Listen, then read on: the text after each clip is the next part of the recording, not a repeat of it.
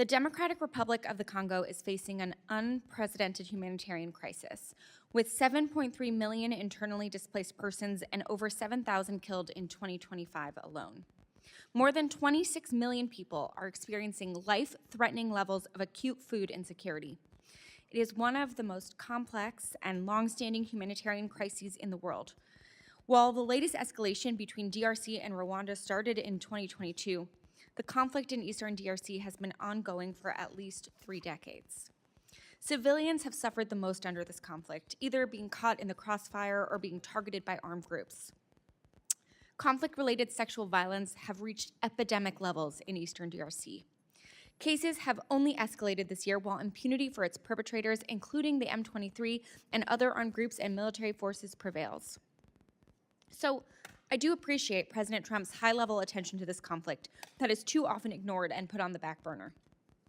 But this conflict and the people of DRC, they deserve sustained high-level attention and care, and not a fleeting concern that gets easily forgotten. And I would argue that the president's promises and statements that he has already ended the war between DRC and Rwanda ring hollow, when we are in fact not seeing peace or stability on the ground at all.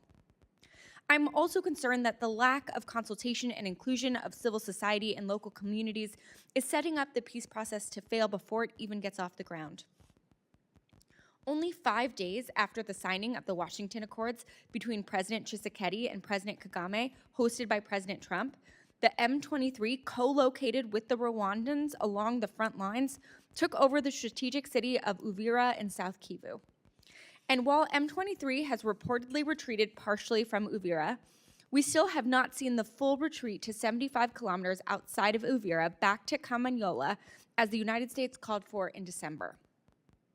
And we are now receiving reports of reprisal attacks against the Banyamulenge, a Congolese Tutsi community, and other civilians accused of supporting the M23 by the Wazalendo and other armed bandits. This is on top of nearly a year of M23's occupation of Goma and Bukavu, 2 other extremely important cities in the Kivus, where civilians have faced atrocities, executions, and other abuses. Both parties have made commitments that they have failed to maintain. Rwanda clearly continues to support the M23 and deploy its own forces, the latest numbers ranging from 5,000 to 7,000 troops in eastern Congo, not including the latest Uvira offensive, in violation of the DRC's sovereignty. The DRC military, for its part, has reportedly continued a collaboration with the Democratic Forces for the Liberation of Rwanda, FDLR, a militia founded by the leaders of the 1994 Rwanda genocide in contravention of the Accords. And despite Secretary Rubio's and Ambassador Waltz's promises a month ago that they would use the tools at our disposal to hold Rwanda accountable and, quote, ensure promises made by Rwanda to the president are kept, the administration has still not announced any new sanctions or accountability measures against Rwanda or the M23. To me, it's very clear.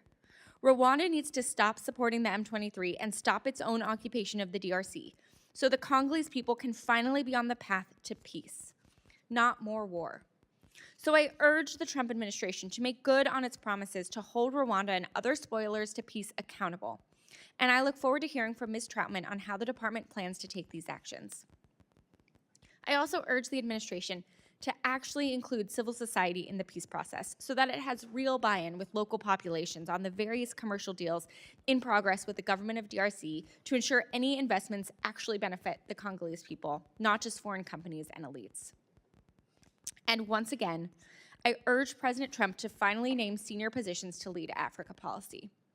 A year into his term, the president has neglected to nominate an assistant secretary for the Bureau of African Affairs at the State Department. We are now on our 3rd senior bureau official. And he has not only failed to appoint an NSC senior director for Africa, but he has actually combined the Africa and Middle East Directorate. I understand Senior Advisor Boulos is taking the lead on this portfolio, but he is not Senate confirmed, and he is also apparently in charge of the U.S. response in Sudan, Libya, and Yemen. So I'm concerned that he's unable to dedicate the necessary time that the Congolese people deserve. I also urge the Trump administration to reverse its devastating cuts to foreign assistance in the country. Earlier this year, Secretary Rubio cut hundreds of millions of dollars in assistance to the DRC as part of President Trump's sham foreign assistance review and illegal dismantling of USAID. Since the cuts to USAID, more than 8,200 people living in the DRC with HIV have lost access to life-saving treatment. Last year, there was a 62% increase in deaths due to cholera. And while there has been a surge in conflict-related sexual violence in Eastern Congo, foreign assistance cuts have reduced the services available to survivors, including post-rape kits. And just in November, the World Food Program was forced to cut the number of people it assisted in DRC in half, from 1 million to 600,000 people. These cuts didn't make sense then, and they don't make sense now while the president speaks about the need for peace and saving lives in DRC. I, for one, would like to believe that the president's peace agenda is real and will result in real peace. But it's hard to believe when he has gutted our foreign policy tools and neglected to dedicate the necessary senior staff and resources to make peace not just possible, but enduring. Meanwhile, the Congolese have not seen peace. They've only seen escalation over the past year, and they don't have time to wait. We need immediate action to hold the M23 and Rwanda accountable for their occupation in the DRC and latest offensive in Uvira. We need immediate action to get the peace process back on track. And we need the administration to invest in its own institutions and tools so this process is successful. The Congolese people have endured violence, exploitation, and promises of peace for long enough. It is cruel to call the war in DRC over while the M23 was executing people over the holidays. It is time for the United States, along with the international community, to recommit to this peace process and demonstrate seriousness about holding spoilers to peace accountable. So I look forward to hearing from Deputy Assistant Secretary Troutman on the State Department's plan to fulfill the president's goal to actually find peace in the DRC. Thank you, Chairman Smith. I yield back.